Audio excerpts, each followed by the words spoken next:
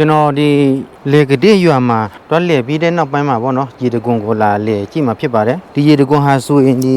လေကတိရွာပေါ့နော်လေကတိရွာတွားတဲ့လမ်းဘက်မှာတည်ရှိတယ်ဗျာနော်လာပြီးဆိုတော့လေဒီရေတကွန်လေးကိုကျွန်တော်ခဏလေးဝင်လာလေကြည့်တယ်ဗျာနော်ရွာကနေလမ်းမြင်ရတာတော့ဒီရေတကွန်ကတော်လေးကိုမြင့်နေဗျာနော်ရေတကွန်ကတော့နီးလာပြီဗျာနော်တဘာဝဖြစ်ထွန်းမှုတော်ကောင်းတယ်ဗျာနော်အခုကျွန်တော်လာတာလမ်းရေတကွန်ရောက်ခါနေပြီပေါ့ဗျာနော်